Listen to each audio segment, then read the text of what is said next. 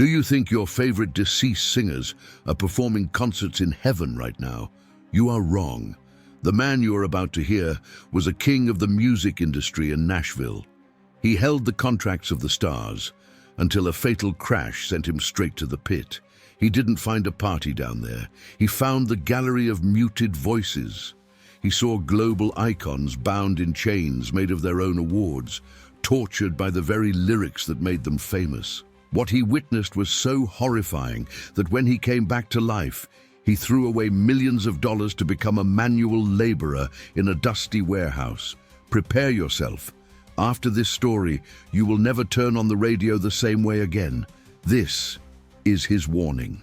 I always assumed that hell would be a place of deafening noise. I imagined it would sound like a stadium concert gone wrong, a cacophony of screaming guitars and roaring crowds, and the endless thundering applause of a million lost souls. I built my entire life around sound.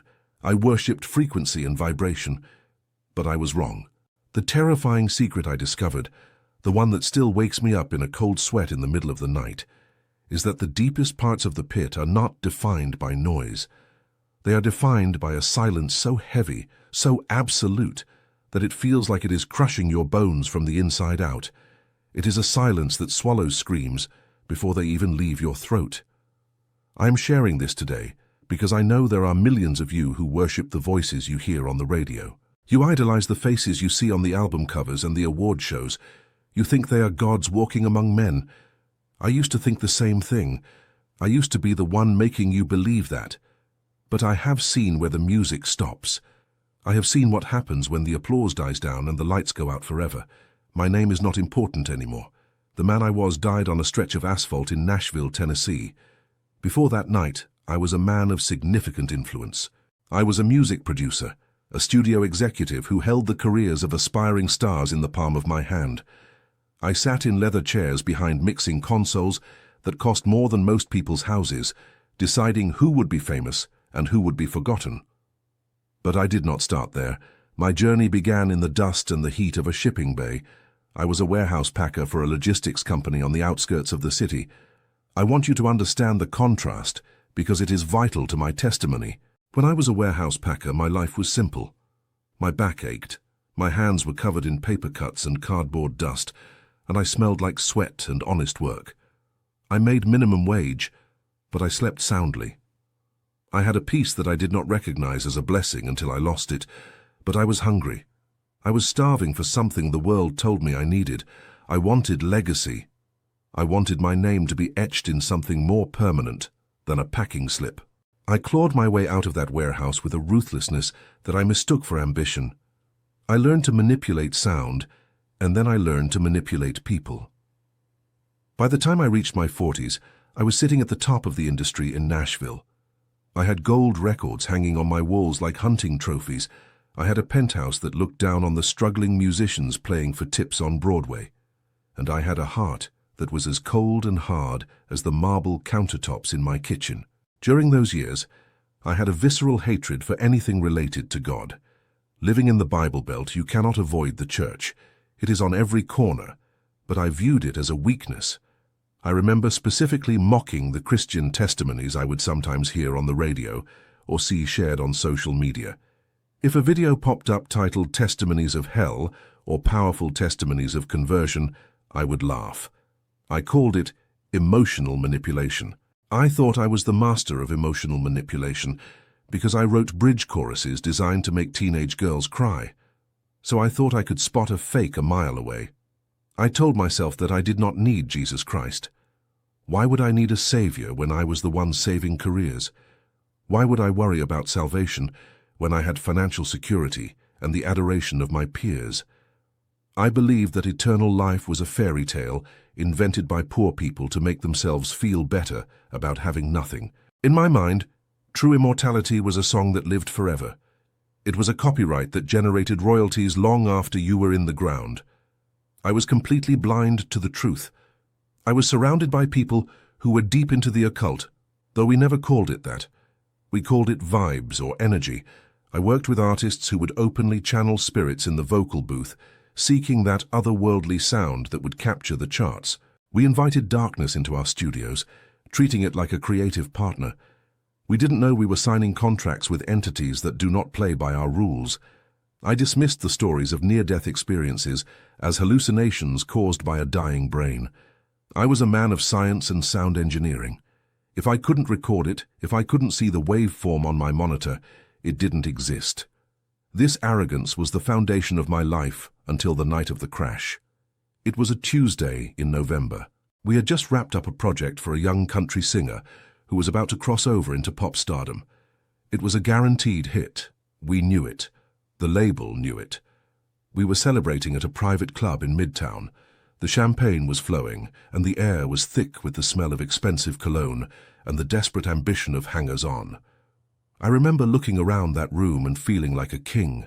I saw famous faces, people whose voices are the soundtrack to your lives, and they were all laughing, drinking, and ignoring the emptiness in their eyes. I was one of them. I had the suit, the watch, the car waiting outside. I had successfully buried the memory of the warehouse packer I used to be. I had traded my soul for a seat at this table, and I thought it was a bargain. But there is a specific heaviness that comes before judgment. I didn't recognize it then. I just felt a strange pressure in my chest, like the bass was turned up too high in the club, vibrating against my rib cage. I decided to leave early. I wanted to drive. I had a new sports car, a machine of German engineering that was faster than anything on the road. The valet brought it around and the engine purred with a dark, low growl. I was intoxicated, not just with alcohol, though I had consumed plenty of that, but with pride. I was drunk on my own reflection. As I pulled out onto the street, the rain started to fall. Nashville rain can be sudden and violent. It turned the neon lights of the city into long, streaky blurs on my windshield. I turned on the radio, listening to a station playing one of the hits I had produced years ago. I sang along with my own creation, worshipping the work of my hands. I was driving too fast. I knew the roads, or I thought I did. I was heading toward the interstate, the car gripping the wet pavement, feeling invincible. I remember a specific thought crossing my mind as I accelerated. I thought about a street preacher I had passed earlier that day, a man holding a sign that said, "Repentance is the only way." I had rolled my eyes at him. Now, speeding through the rain, that word came back to me. Repentance. It seemed so small, so weak. I pressed the gas pedal harder, pushing the car to 90 miles per hour in a 40 zone. The devil does not need to push your car off the road. He just needs to wait for you to do it yourself. He just needs to let your arrogance take the wheel. I didn't see the truck. It had stalled in the turning lane, its lights off, a dark monolith in the pouring rain. By the time my headlights caught the reflective tape on its bumper, it was too late to brake. It was too late to turn. It was too late for anything. In that fraction of a second before impact, time did not slow down like they say in movies. It sped up. My entire life did not flash before my eyes. Instead, I felt a sudden, crushing sense of fear. Not the fear of pain, but the fear of being wrong. The realization hit me faster than the airbag. I was not a god. I was not immortal. I was a bag of meat and bones hurtling toward destruction. I tried to scream, but the sound was cut off by the violent crunch of metal folding like paper. The luxury car, the symbol of my success, crumpled instantly. The windshield shattered into a million diamonds. The steering wheel crushed my chest. The world went from a blur of neon lights to a violent, jarring blackness. The silence I mentioned earlier. It started there. Usually, in an accident, your brain registers the noise of the impact. But for me, the sound was stripped away. It was as if someone had hit the mute button on reality. I was ripped from my body with a violence that I cannot adequately describe. It wasn't a drifting away. It wasn't a peaceful float toward a light. It was a tearing. It felt like Velcro being ripped apart, but the Velcro was my soul being separated from my physical form. I stood there on the wet asphalt. I looked down. I saw the twisted wreckage of my car hooked under the back of the delivery truck. Steam and smoke were rising from the engine. I saw a man in a bloody suit slumped over the dashboard. His head was at an unnatural angle. Blood was dripping onto the expensive leather seats. It took me a moment to realize that the broken man was me. I felt a surge of panic, but it wasn't for my life. It was for my reputation. My first thought, God help me, was how this would look in the papers. Producer dies in drunk driving accident. I wanted to reach back into the car and hide the bottle of scotch in the passenger seat. I reached out, my hand passing through the metal door like it was made of mist. I looked at my hand. It was translucent, grey, fading at the edges. "No," I whispered, but there was no sound. My voice did not disturb the air. Then the atmosphere shifted. The streetlights of Nashville, the headlights of passing cars, the flashing red and blue lights of the approaching ambulance, they all began to fade. But they didn't just go dark. They were replaced. The reality of the physical world peeled away like old wallpaper. Beneath it was something else, a darkness that was not just the absence of light, but the presence of evil. It had a texture. It felt thick, humid, and suffocating. It smelled of sulfur, yes, but also of rotting flowers, that sickly sweet smell of a funeral home that has been closed for a century. I turned around, looking for help. I looked for the paramedics. I looked for anyone. But the city was gone. The music row was gone. The accolades were gone. I was standing on the edge of a vast descending slope. The ground beneath my feet was not asphalt. It was something soft and unstable, like ash mixed with mud. And it was hot. A dry, searing heat began to rise up my legs, a heat that felt like it was recognizing me. I tried to say the name of Jesus, I don't know why. I had spent my life mocking him, but in the face of this absolute terror, deep instinct kicked in. I opened my mouth to say the name, but my throat clamped shut. It was as if a physical hand had reached inside my neck and squeezed my vocal cords. I could not speak. I could not pray. I had spent my life producing sound, controlling what the world heard. Now I was stripped of my voice, I was stripped of my power, and I was about to descend into the place where the songs of the world go to die. I was about to meet the idols I had worshipped, and I was about to learn the price they paid for the fame I so desperately coveted.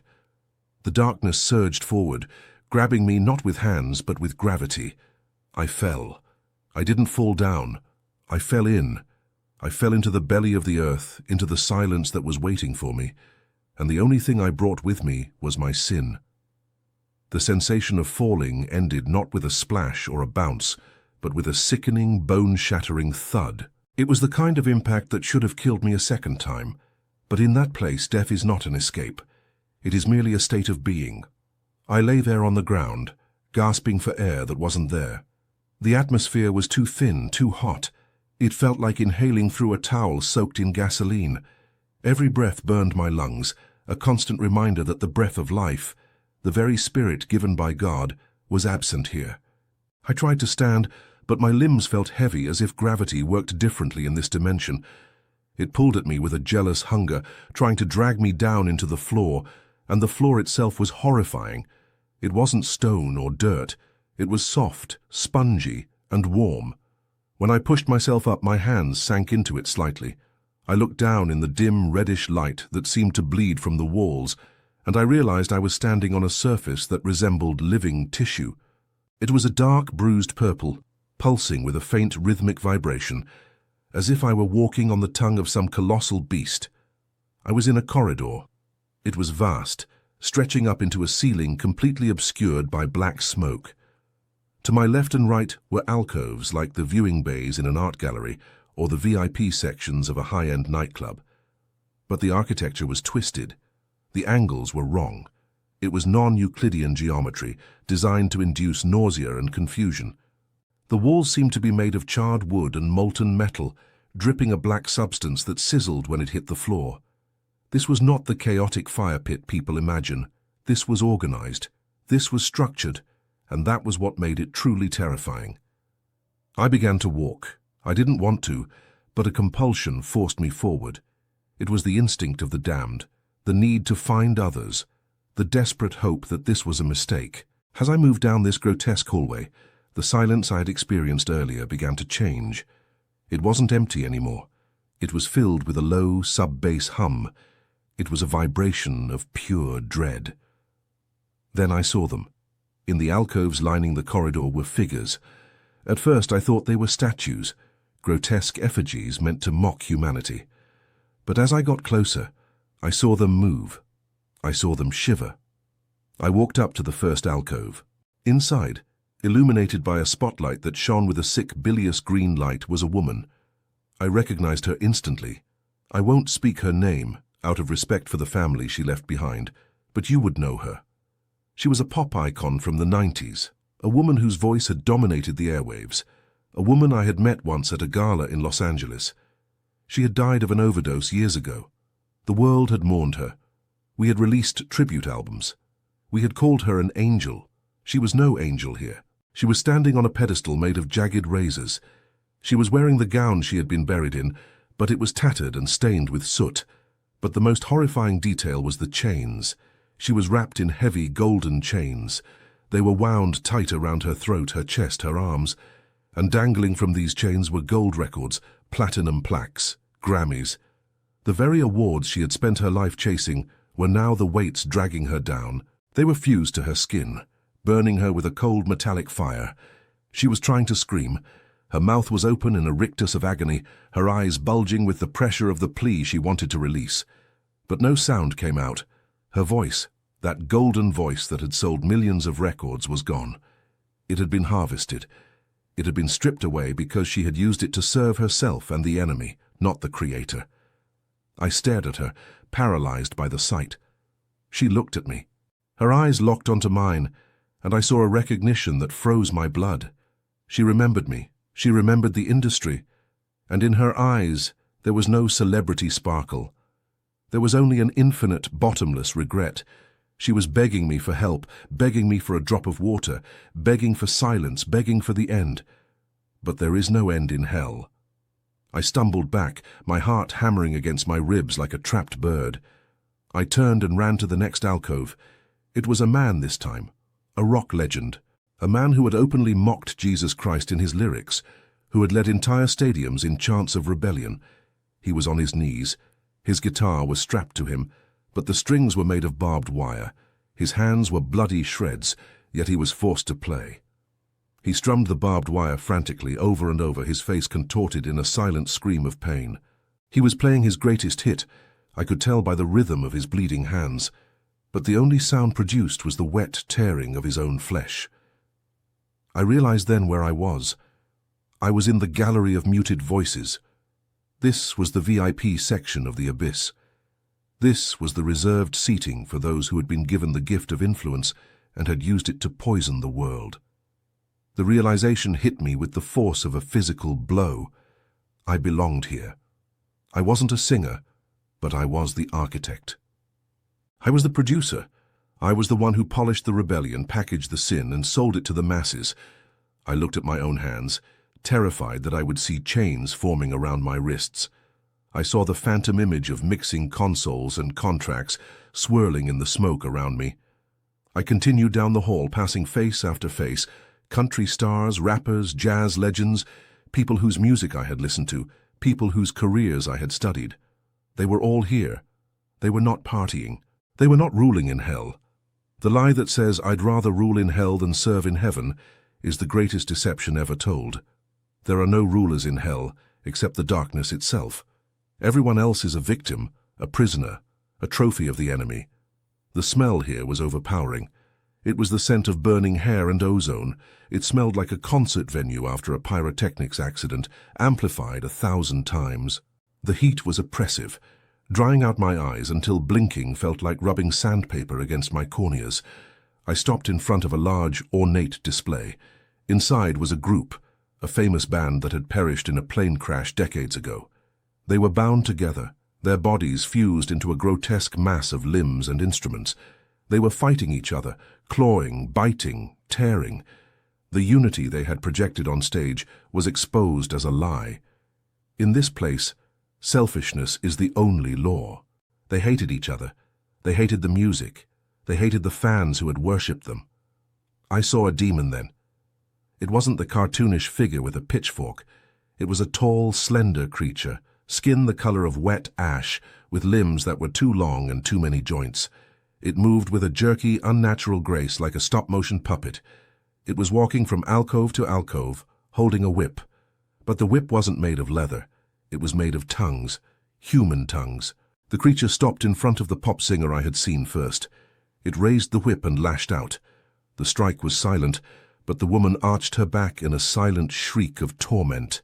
The demon leaned in, whispering something into her ear. I couldn't hear the words, but I felt the vibration of them. It was mocking her.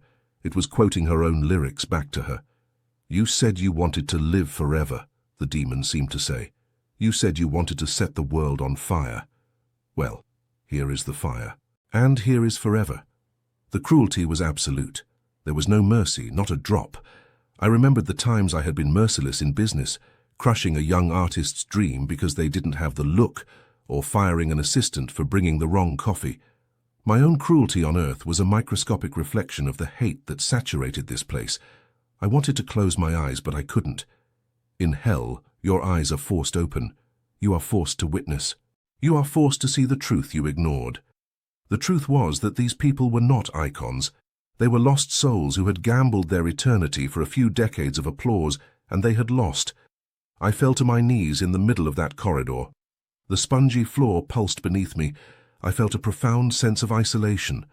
On earth I had surrounded myself with entourages. Here I was utterly alone, even surrounded by thousands. No one could help me. The pop star couldn't help me. The rock legend couldn't save me. The money I had in the bank was ash. The contacts in my phone were dust. I thought about the Christian testimonies I had laughed at. I remembered a specific video of a woman who said she saw Jesus in her hospital room. I had called her crazy. Now, kneeling on the floor of the damned, I knew she was the sane one. I was the lunatic. I had traded the crown of life for a gold record that was now melting in the heat of God's wrath. The demon with the whip turned its head. It didn't have eyes, just empty sockets that wept black bile. It saw me. It smiled, revealing rows of needle-like teeth. It started to move toward me. I scrambled backward, crab-walking on my hands and feet, terror seizing my muscles. I wasn't famous enough for an alcove, I thought. I was just the packer. I was just the man in the background. But the demon knew me. It knew my name. It knew every contract I had signed. It knew every soul I had helped lead astray. "Producer," it hissed. The voice sounded like tearing metal. "We have a studio waiting for you. If this story is speaking to you, if something inside your heart is stirring, stay with me and take a moment to subscribe here to the channel. This is not just a video, this is an encounter with God. The demon did not drag me by the arm. It did not need to. It simply cast a shadow over me, a shadow that carried a physical weight, like a wet wool blanket dropped from a great height. It pressed me into the floor, flattening my will. When it spoke the words, "We have a studio waiting for you," the air around me seemed to constrict. I was pulled upright not by my own muscles, but by the sheer magnetic force of the creature's command. I was a puppet, and my strings were made of fear. We moved away from the corridor of alcoves deeper into the structure. The architecture changed. The open hallway narrowed into a claustrophobic tunnel. The walls here were not just charred wood. They were lined with something that looked disturbingly like acoustic foam, the kind I had spent millions of dollars installing in studios across Nashville. But as we passed, I saw the texture ripple. It wasn't foam. It was millions of human ears, severed and stitched together, a tapestry of deafened hearing. They were twitching, desperate to catch a sound of hope, but doomed to only absorb the vibrations of agony. I was shoved through a heavy door that slammed shut with the finality of a coffin lid. I found myself in a room that mocked my former life with surgical precision. It was a control room, a recording studio, but it was a nightmare inversion of everything I had held dear. The mixing console was there, vast and imposing, but it was not made of metal and plastic. It was carved from bone, giant yellowing thigh bones and ribs fused together. The faders and knobs were not plastic caps, they were teeth, molars and incisors set into the bone, waiting to be pushed and pulled, and beyond the glass there was the vocal booth. On earth, the vocal booth is a sanctuary. It is quiet, intimate, a place where art is born. Here the glass was dirty, smeared with greasy fingerprints on the inside. Standing behind it was a young man. I knew him. I had not produced him personally, but I had admired his rise to fame. He was a modern idol, a boy who had sung about lust and chemical highs with a voice like velvet. He had made sin sound romantic. He had made self-destruction sound like a party. He was gripping a microphone stand, but the stand was a heated iron rod that blistered his palms. He was weeping, not the soft weeping of sadness, but the heaving, dry-heaving convulsions of a soul that has no water left to cry. The demon that had brought me there pointed a long, grey finger at the bone console. "Produce," it commanded. I shook my head. "I can't," I whispered. "I don't know how to use this." "You built this," the demon replied. Its voice was inside my head now, bypassing my ears. Every time you tweaked a vocal to make rebellion sound sweet, you added a fader to this board. Every time you buried the truth under a catchy beat, you laid the wiring. Now work. My hands moved against my will. I reached out and touched the teeth faders. They were hot to the touch. As soon as I touched them, the speakers in the room, giant, gaping mouths mounted on the walls, crackled to life. The sound was not music. It was a frequency of pure terror. "Sing!" the demon roared at the boy behind the glass. The young soul tried to resist. He shook his head, his eyes pleading with me through the dirty glass. He mouthed the word please. "But in hell your will is not your own. You are a slave to the sins you served on earth. If you served the god of music, the god of fame, the god of self, then here you are their plaything." He opened his mouth. On earth this boy had a falsetto that could silence a stadium. He had a tone that critics called angelic. But here the gift was gone. God gives the gifts. When you are separated from God, you are separated from the gift. The voice was stripped away. What came out of his throat was not a melody. It was the sound of a dying animal. It was a guttural, rasping screech that tore at his own vocal cords. He tried to sing his biggest hit, a song about living fast and dying young. The irony was a physical weapon. The lyrics he had written, words I had likely nodded along to in a boardroom meeting, became his torture. He sang, "I don't need no heaven, just give me the night," and the room responded. The darkness surged. The night he had asked for wrapped around him like a python, squeezing the breath from his lungs. He collapsed, clawing at his throat, but the compulsion forced him back up. He had to finish the verse. "Produce," the demon screamed at me. "Make it sound better, fix it. That's what you do, isn't it? You fix the broken things so they can sell lies." I frantically pushed the teeth faders, trying to turn the volume down, trying to stop the torture. But the controls were reversed. Every time I tried to lower the volume, the screaming got louder. The feedback loop was deafening. It wasn't just audio, it was emotional feedback. I felt what he felt. I felt the crushing weight of every teenager who had listened to that song and decided to drive drunk. I felt the heartbreak of every parent who had lost a child to the lifestyle we promoted. I realized then that I was an accomplice. I wasn't just a businessman, I was a dealer. I had sold a spiritual poison packaged as entertainment. I had taken the sacred gift of music, something created to worship the Creator, and I had twisted it to glorify the creature. The demons in the room, there were more of them now emerging from the shadows, began to laugh. They didn't just laugh, they mocked the lyrics. They danced in a grotesque parody of a music video. "Live fast, die young," one demon shrieked, mimicking the melody with a voice like grinding stones. It grabbed the boy's arm and twisted it. "You got your wish, you died young, and now you live fast, running from the fire." The boy screamed, a sound that shattered the remaining illusion of the studio. The glass between us exploded inward, raining shards upon him. He fell to the floor, cutting himself on the debris, but he kept singing. He couldn't stop. The song was his chain. I looked at my hands. They were blistering from touching the console. I saw the gold rings I used to wear, symbols of my wealth and status, melting into my skin. The gold was turning into molten lead, burning through my fingers.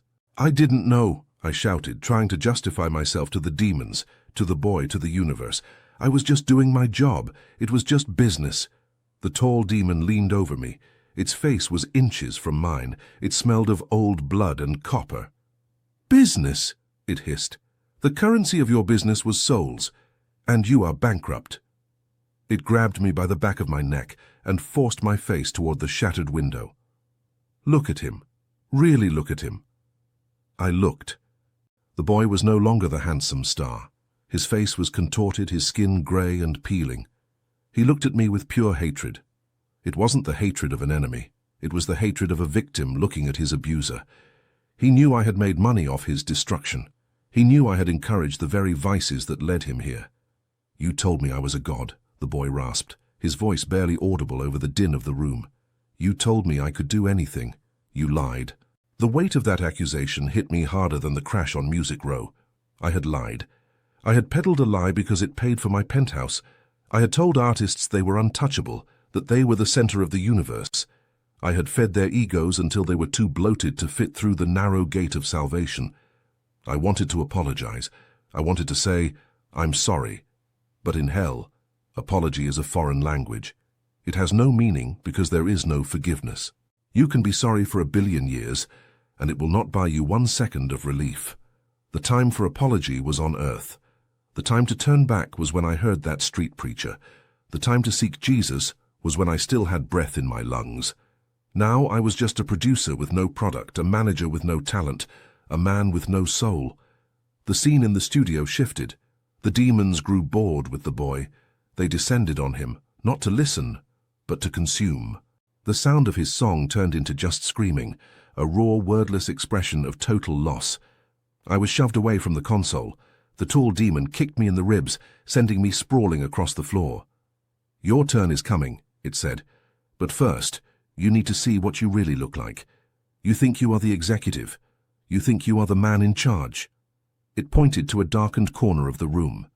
There was a mirror there, a full-length mirror, the kind you find in a dressing room.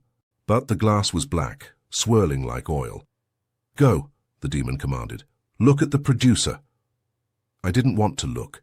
I wanted to curl up on the floor and cover my head, but the fear of disobedience was greater than the fear of the truth.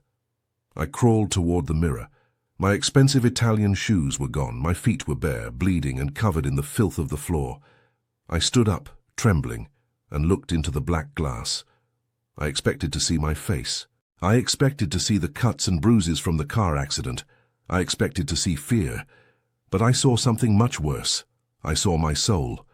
On earth we spend hours grooming our bodies. We go to the gym, we buy creams, we get haircuts, we wear tailored suits. We polish the outside of the cup while the inside is full of filth. In hell, the outside is stripped away. You are forced to wear your inside on the outside. The reflection staring back at me was a monster. It wasn't a demon. It was me. But it was me as God saw me. My chest was a hollow cavity, rotting with a green gangrenous infection. That was my greed. It had eaten away my heart. My mouth was sewn shut with gold wire, the lies I had spoken. My eyes were not eyes. They were coins. Spinning, burning coins that blinded me to the needs of others. I looked like a corpse that had been left in a swamp. I was hideous. I was repulsive.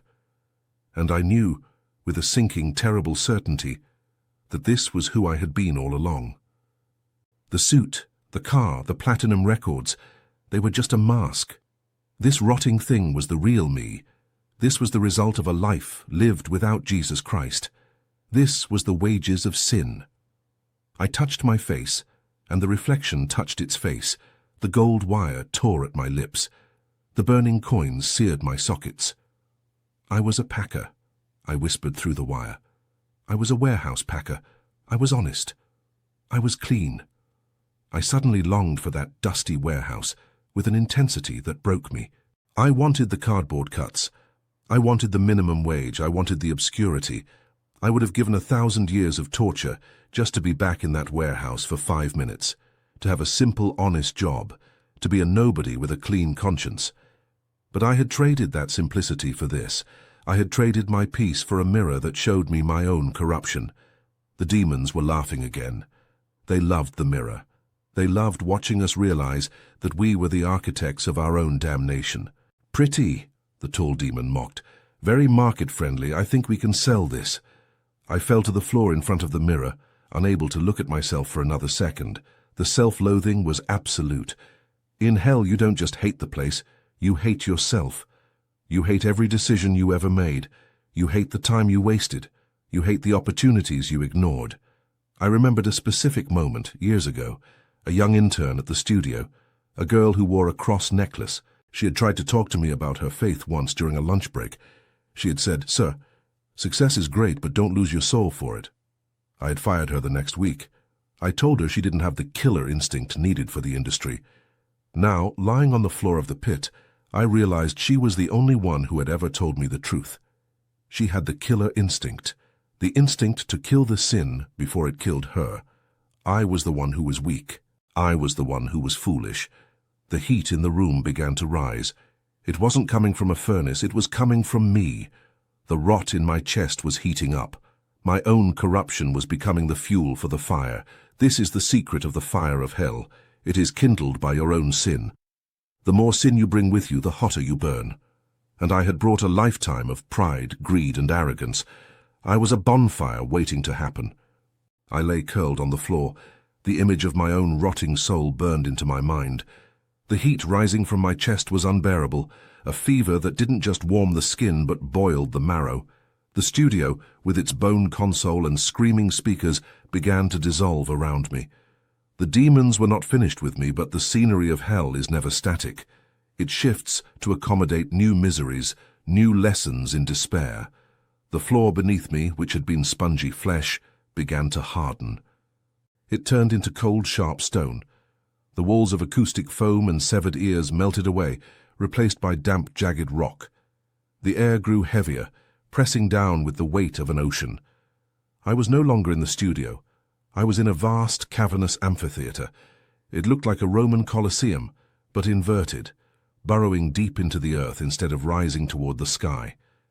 The seats were filled with millions of shadows, writhes of darkness that seemed to be watching, waiting. And in the center of the arena I saw him. It was another singer, a man whose voice I had known well. He was a legend of soul music, a man who had started in the church choir, but had been lured away by the bright lights of secular fame. He had sung about love, about heartbreak, about the struggles of the common man. But in his private life he had been a tyrant. He had used women, abused drugs, and mocked the very faith that had given him his start. He stood on a small platform of obsidian in the center of the arena. He was naked, stripped of his silk suits and his dignity. His skin was gray and covered in sores. He was holding a microphone, but like the boy in the studio, this was an instrument of torture. The microphone was a living thing, a serpent made of iron coiled around his hand, biting into his wrist. He was trying to sing. "Sing the hit," a voice boomed from the darkness. It wasn't a demon this time. It sounded like the collective voice of every fan he had ever disappointed, every person he had ever hurt. "Sing the song that made you rich." The man opened his mouth. I expected a scream. I expected the guttural noise the boy had made. But this was different, this was worse. He began to sing, but the words were not his own. He was trying to sing his famous ballad, a song about finding true love. But as the words left his lips, they changed. The atmosphere of hell twisted them. Instead of, "I found a love to last forever," he sang, "I found a death that lasts forever." He tried to stop. He clapped his hands over his mouth, his eyes wide with horror. But the song forced its way out. It pushed through his fingers. It was a compulsion he couldn't fight. His own talent, his own voice, had turned traitor.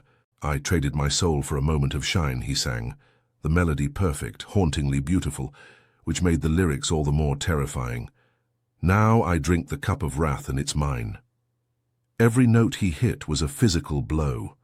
When he hit a high note, his skin cracked. When he dropped to a low note, his bones crunched. The music was tearing him apart from the inside. I watched, mesmerized by the horror. I realized that this was the ultimate mockery. God had given him a voice to praise him. He had used it to praise himself. Now that voice was the instrument of his judgment. He was trapped in an eternal loop of performance, but the audience was a legion of mockers, and the applause was the sound of whips cracking. The demons in the stands began to howl with laughter. They stomped their feet, a rhythmic thundering that shook the ground. "Encore! Encore!" they chanted. The singer fell to his knees, sobbing. "Please," he wailed, "no more. I'm tired. I'm so tired." "Tired?" A demon leaped from the shadows onto the stage. It was small, hunched, with skin like a bruised plum. It scurried over to the singer and whispered loudly enough for the whole arena to hear. "You said you wanted to tour forever. You said the stage was your life. Well, welcome to the eternal tour. No breaks, no intermission, no sleep." The demon grabbed the serpent microphone and shoved it back toward the singer's face. "Next track. The one about money. We love that one." I felt a sickness rise in my throat. I had produced tracks like that. I had encouraged artists to write about greed, to flaunt their wealth. Get the money, forget the cost. That was the mantra. I had helped build the culture that led this man here. Suddenly, the spotlight that was on the singer swung violently. It cut through the darkness and landed on me. The heat was instantaneous. It wasn't a light. It was a beam of pure scrutiny. I felt naked, exposed. Every contract I had signed, every bribe I had taken, every lie I had told, it was all written on my skin for the audience to see. "And here is the man who sold the tickets," the booming voice announced. The shadows in the stands turned their attention to me. I felt thousands of eyes, burning, hateful eyes, boring into my soul. "Producer," they chanted. "Producer! Producer!" It wasn't a cheer. It was an accusation. I tried to run. I scrambled over the jagged rocks, trying to find a shadow to hide in. But the light followed me. There is no hiding in hell. The Bible says that everything done in the dark will be brought to the light. I was living that verse. A group of demons blocked my path. They weren't the brutish guards or the whip-wielding torturers. These looked professional. They wore tattered suits that mimicked the fashion of the music industry. They had lanyards around their necks made of human skin. They held clipboards that smoked. "We have a contract for you," one of them said, smiling with a mouthful of needles. "A standard deal. Eternity for your soul. You already signed it, remember? Every time you ignored your conscience, every time you chose profit over people, you signed, you signed, you signed." He shoved the clipboard in my face. The paper was flesh. The ink was blood. And there, at the bottom, was my signature. Not my handwriting, but my spiritual mark. The mark of a man who had sold out. "I didn't know," I screamed again, the refrain of the damned. "I didn't know it would be like this."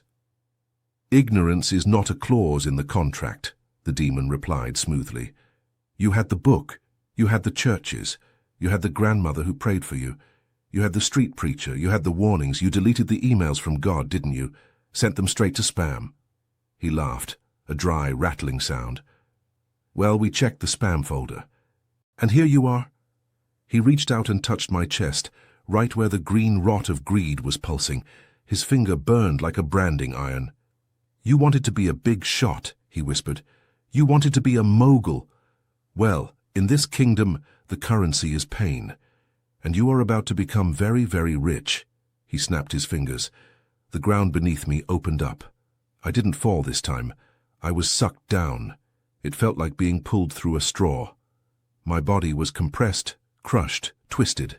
I screamed, but the sound was swallowed by the earth. I was pulled into a tight, dark space. It smelled of earth and worms. I couldn't move my arms. I couldn't move my legs. I was paralyzed. I realized with a jolt of claustrophobic terror where I was. I was in a box, a packing box. I was back in the warehouse, but not the warehouse of my youth. This was a warehouse of souls. I was being packed. I was the product now. I felt the flaps of the box closing above me. The darkness became absolute. I heard the sound of tape being pulled, that loud ripping screech of packing tape. It sealed the box shut. "Ship it," a voice yelled from outside. I felt the box being lifted, then thrown. I tumbled through the void, trapped in my own coffin of cardboard and memories. I thought about all the boxes I had packed as a young man.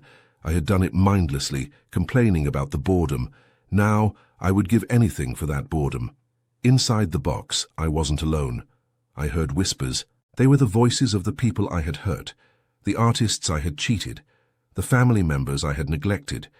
They were in the box with me, whispering my sins into my ear. "You promised," one whispered. "You lied," said another. "You stole. You mocked." The box hit the ground hard. It burst open. I spilled out onto a floor of glass. I looked down. Beneath the glass was fire.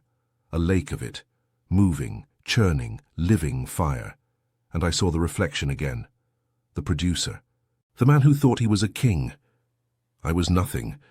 I was less than nothing. I was fuel. I looked up. In the distance, I saw a mountain. It wasn't a mountain of rock.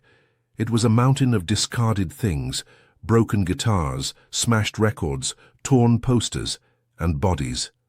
Thousands of bodies, climbing over each other, trying to reach a peak that didn't exist. I knew I had to climb. That was the punishment. The endless climb to nowhere. The hustle. The grind. The rat race. It didn't end with death. It just became literal. I started to crawl toward the mountain, my hands bleeding on the glass floor. The heat from below was cooking me. "Help me!" I cried out to the empty air. "Is there anyone who can hear me? Is there any producer higher than this?" I knew the answer. There was a producer, the great producer, the one who created the heavens and the earth, the one who composed the symphony of life. But I had walked out of his studio. I had tried to start my own label, and my label was bankrupt. I crawled, and as I crawled I heard the music again. Not the screams this time, but a faint, distant memory of a hymn. Amazing Grace, how sweet the sound. It was a memory from my childhood, my grandmother singing in the kitchen. It was the most painful sound I had heard yet, because it was the sound of what I had lost, the sound of a grace that I had rejected, the sound of a sweetness that was now forever out of reach. I wept. I wept tears of blood and ash. "Grandma," I whispered, "I'm sorry." But Grandma wasn't there. She was where the music is beautiful. I was where the music goes to die. I crawled across that floor of superheated glass, the flesh of my palms searing and sticking to the surface with every movement. Below me, through the transparency, I could see the lake of fire churning, a magma of lost souls and burning hatred. But the true torture of this section was not just the heat, it was the clarity.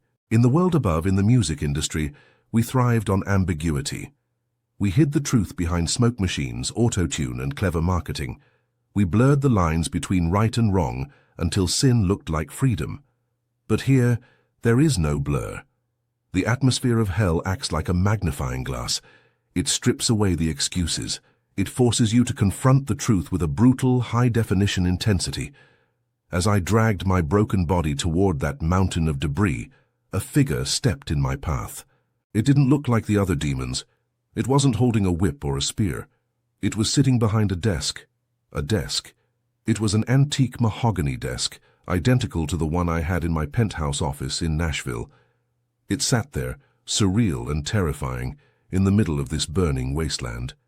The figure behind it was wearing a suit that looked impeccable from a distance, but as I got closer, I saw that the fabric was made of compressed ash. If you touched it, it would crumble. "Sit," the figure said. Its voice was smooth, corporate, the voice of a lawyer closing a deal. There was no chair, so I knelt on the scorching glass. "We have reviewed your quarterly earnings," the demon said, opening a ledger that was smoking at the edges. "You were quite the earner on Earth. Millions of dollars, real estate, stocks, and of course the royalties from all those hit songs." I felt a flicker of pathetic hope. The old instinct kicked in, the instinct of the CEO. The instinct that says money can fix anything. "Yes," I rasped, my throat feeling like it was filled with broken razor blades. "I have money. I have accounts in the Caymans. I have assets. Take them. I can transfer everything to you. Just let me stop burning. Just give me 5 minutes of water." The demon looked at me, and then it started to laugh. It wasn't a loud laugh. It was a dry, wheezing sound, like air escaping a tomb. "So you want to pay?" it asked, raising an eyebrow that was merely a charred line on its grey skin. "You want to negotiate?" "Yes, I can pay," I screamed. "I am a wealthy man." The demon reached into the ledger and pulled out a single coin. It tossed it onto the glass floor between us. It wasn't gold, it wasn't silver. It was a rusted, heavy slug that smelled of blood. "Your money," the demon said, its voice dropping to a terrifying whisper, "is worth nothing here. The currency of the kingdom of heaven is love and obedience. The currency of hell is suffering. You have no love, you have no obedience, you are bankrupt. It leaned forward. But you do have assets. Let's look at what you actually produced. It spun the ledger around. I looked at the pages. There were no numbers. There were names. Thousands of names. These are the people who listened to the music you produced, the demon explained. These are the teenagers who committed suicide while listening to your artists. These are the couples who divorced because your songs convinced them that adultery was empowering. These are the addicts who relapsed because you made the high sound so good. It pointed a long, ash-covered finger at a name. Sarah, age 16, died in a car crash while high on pills, listening to track 4 of your platinum album. Her blood is on your balance sheet. I stared at the name. I remembered track 4. It was a catchy tune. We had spent weeks mixing the bass to make it hit harder in the club. I hadn't thought about Sarah. I had thought about the Billboard Hot 100. I didn't kill her, I protested, but the denial died in my mouth. You loaded the gun, the demon said coldly. You polished the bullet. You sold it to her. You are the supplier. The weight of it crushed me. I realized then that my success was actually a criminal record. Every award I had won was an indictment. Every gold record was a tombstone. And then the internal confrontation hit me. The demon didn't need to torture me physically in that moment. It just let me remember. I remembered the warehouse. I closed my eyes, though the lids were transparent here, offering no darkness. And I saw myself at 20 years old. I saw the warehouse packer. I saw the brown uniform. I felt the tape gun in my hand. I smelled the cardboard and the cheap coffee in the break room. I had hated that job. I had spent every day wishing I was somewhere else, wishing I was important.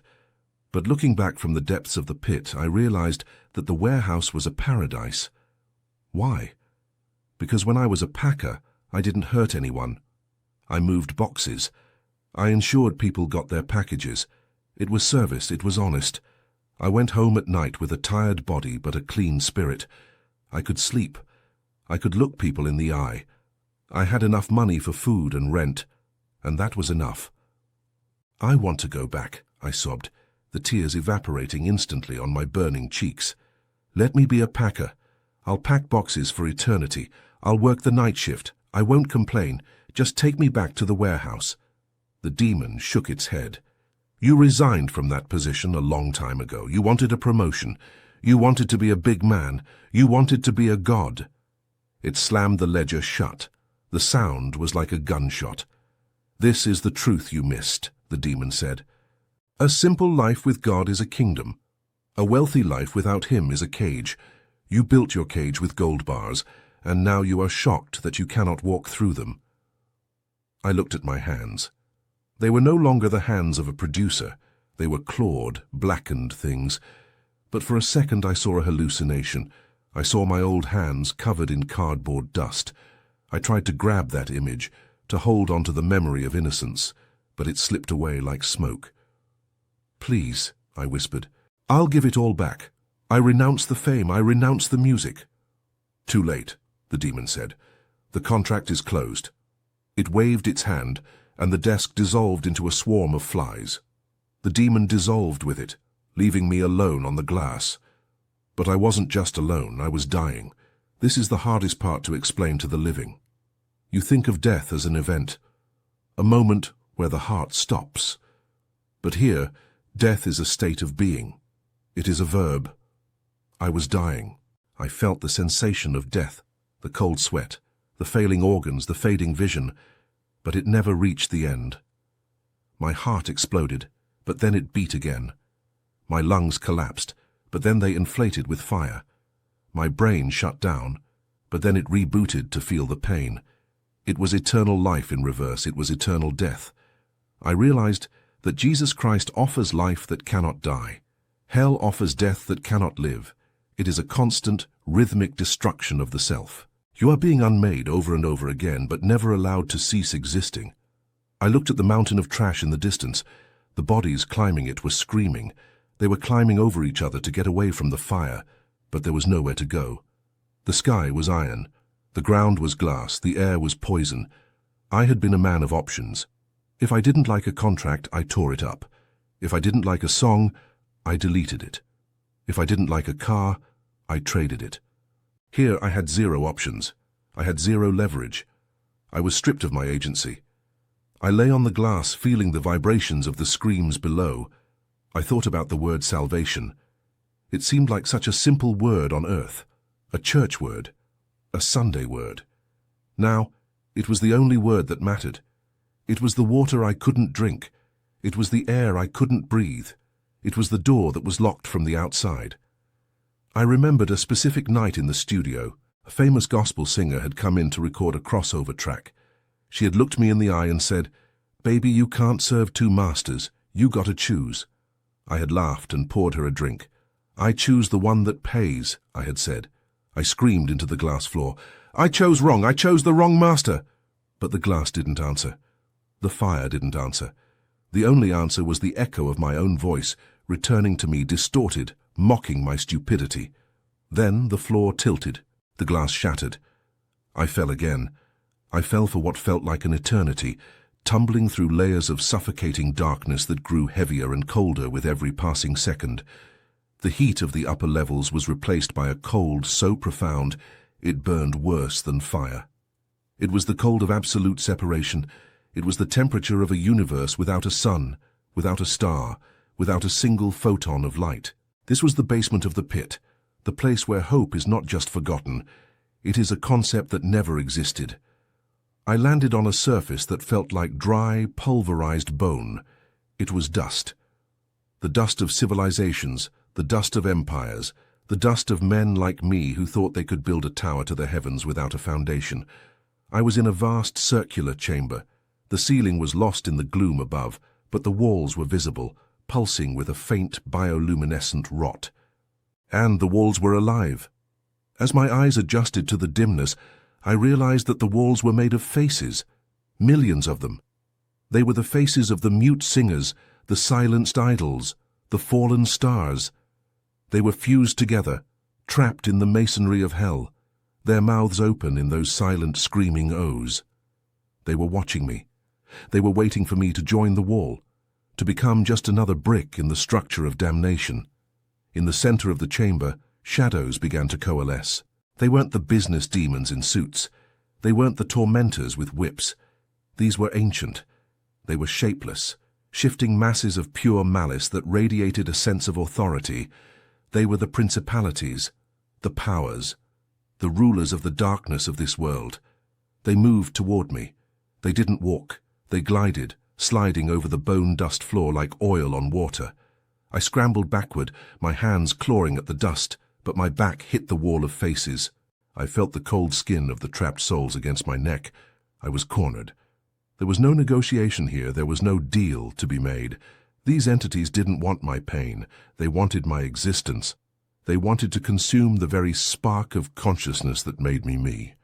I felt a terror that went beyond the fear of pain. It was the fear of annihilation. In that moment of total helplessness, stripped of my title, my wealth, my pride, and my illusions, my mind snapped back to the only thing that had ever offered an alternative. I remembered the rain in Nashville. I remembered the luxury car speeding down the wet street.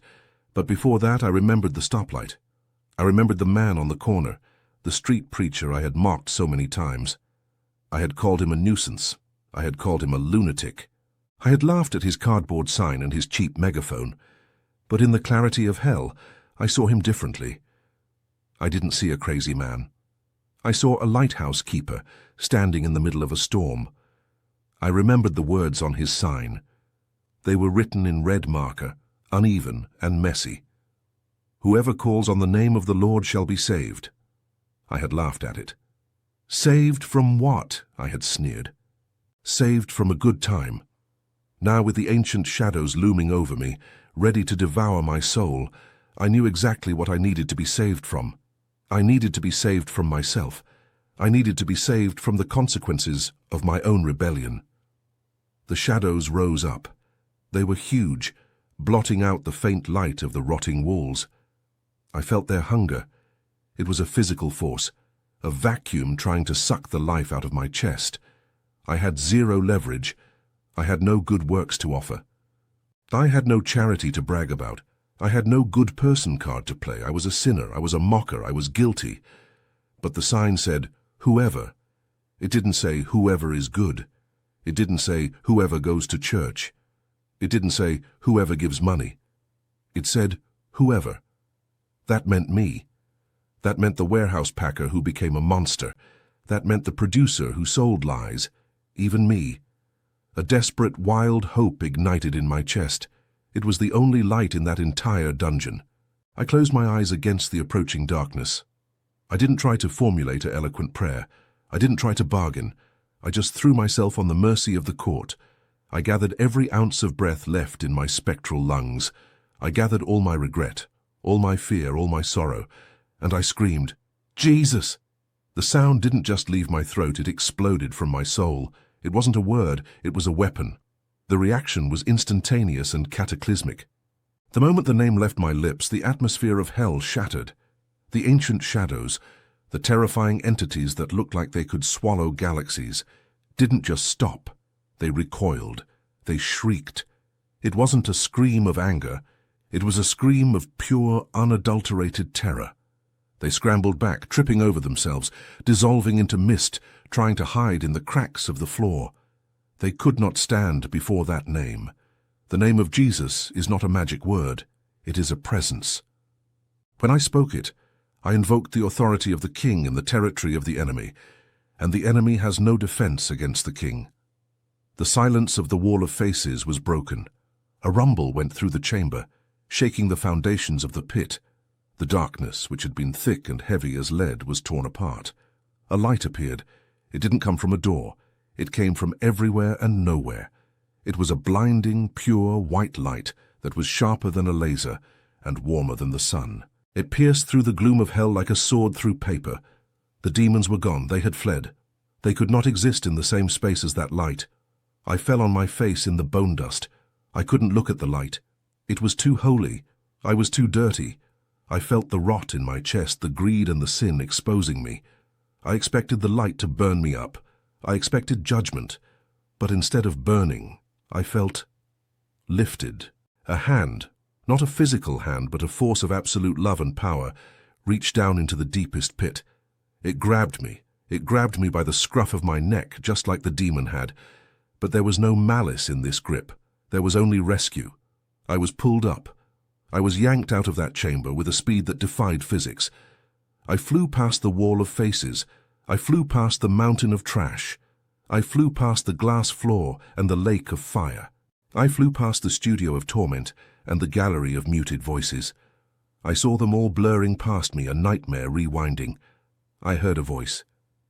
It wasn't the voice of the demons. It wasn't the voice of the fans. It was a voice like rushing waters, a voice that commanded the universe to exist. Not yet. That was all it said. 2 words.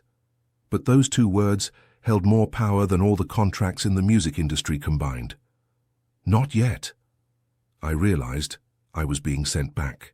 I wasn't being taken to heaven. I wasn't ready for heaven. I still had the rot in my chest. I still had the sin. But I was being given a chance. A second chance. A chance to get the rot out.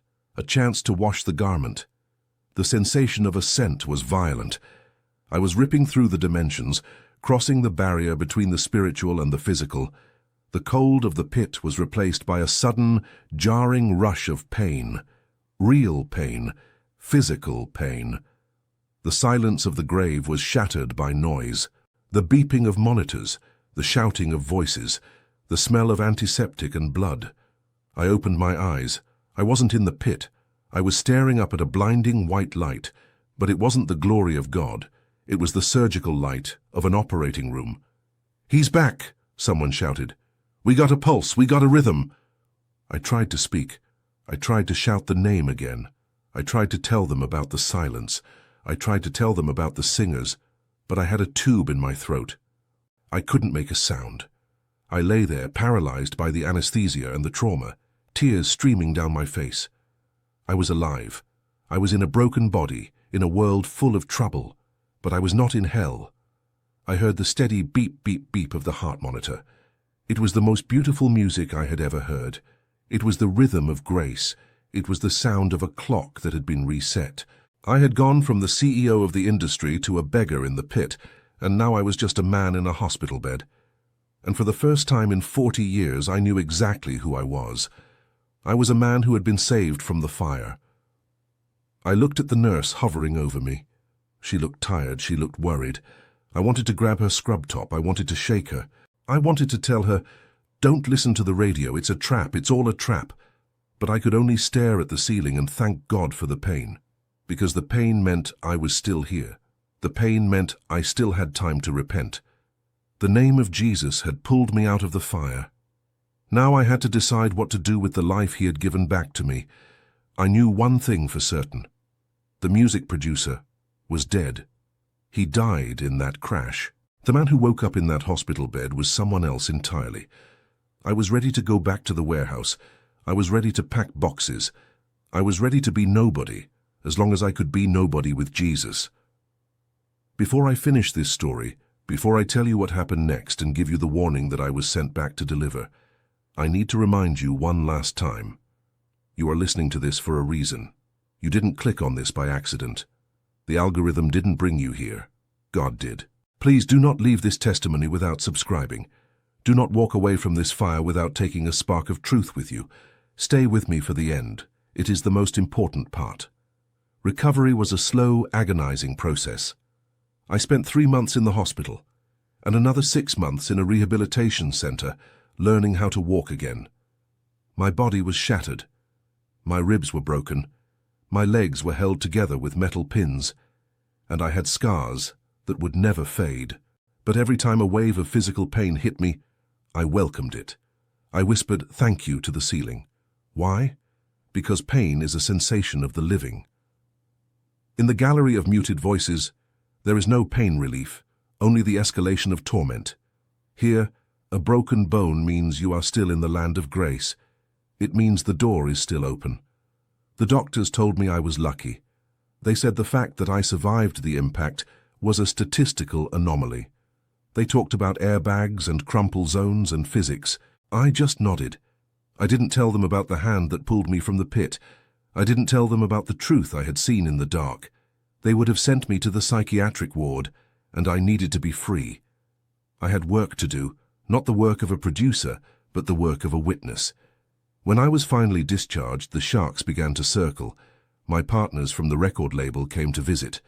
They brought flowers that cost more than a week's groceries, and contracts that smelled of sulfur to me now. They wanted to know when I would be back in the studio. They told me the tragedy of my accident could be a great marketing angle. "The survivor returns," they pitched. "We can spin this. We can make a documentary." I looked at them. These men in their Italian suits, with their manicured hands and their dead eyes, and I felt a wave of nausea. I saw the shadow of the demon standing behind them. I saw the invisible chains around their necks. "I'm out," I told them. My voice was raspy, my throat still healing from the intubation, but it was steady. They laughed. They thought it was the medication talking. "Take some time," they said. "Go to the Hamptons, relax, but we have that new pop starlet coming in next month. She needs your touch."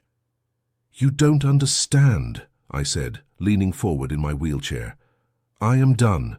I am dissolving the partnership. I am selling my shares. I am never walking into a studio again." The room went silent. The silence was heavy, but it wasn't the terrifying silence of hell.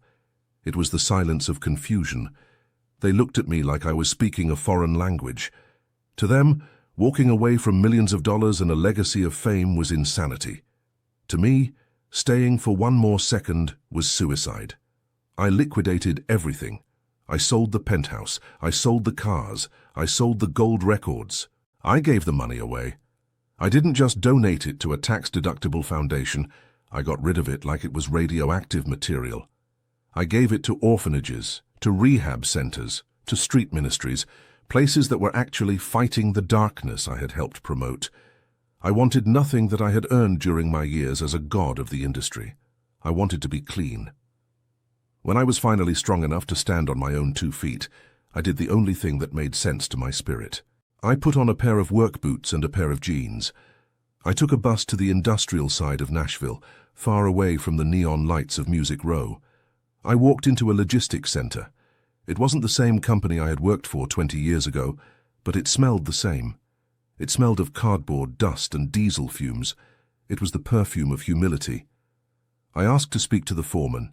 He was a big man, rough around the edges, holding a clipboard. He looked at my resume, which I had stripped of all my executive titles.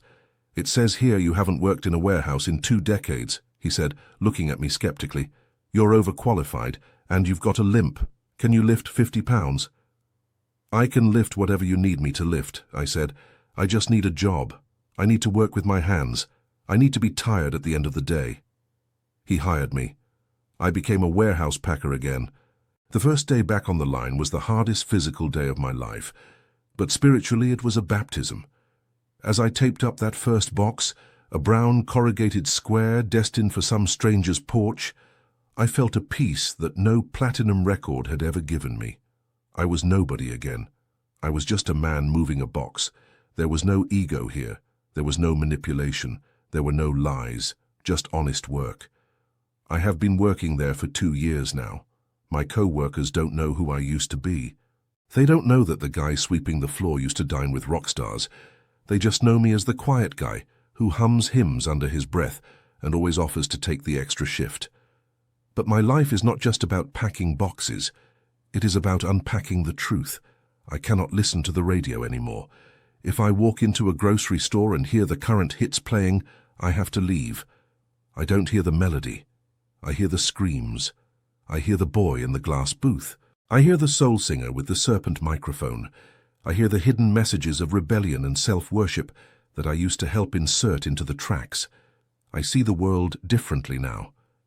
When I see a teenager walking down the street with headphones on, lost in the music, I want to run to them and rip the headphones off. I want to tell them, be careful what you let into your spirit. Music is not neutral. It is a spirit. It opens doors. I have dedicated the rest of my life to repentance and warning others. I speak at small churches, in basements, in prisons. I tell them this testimony. I tell them about the gallery of muted voices. Most people look at me with skepticism. They want to believe that hell is a metaphor or a party, or a place where bad people go, not realize that bad is simply anyone who rejects Jesus Christ. They don't understand that the music industry, Hollywood, the fame machine, it is all designed to distract you. It is a dazzling light show meant to keep your eyes off the clock, and the clock is ticking. I am telling you this now, whoever you are, wherever you are listening to this. You might be a musician chasing a break. You might be a fan who worships a celebrity. You might be just a normal person who thinks you have plenty of time. You do not have time. The crash happens in a second. The heart stops in a beat. And when that moment comes, your followers on Instagram will not help you. Your bank account will not help you. Your favorite song will not save you. The only thing that saved me from the eternal silence was the name of Jesus. He is real. He is more real than the phone in your hand.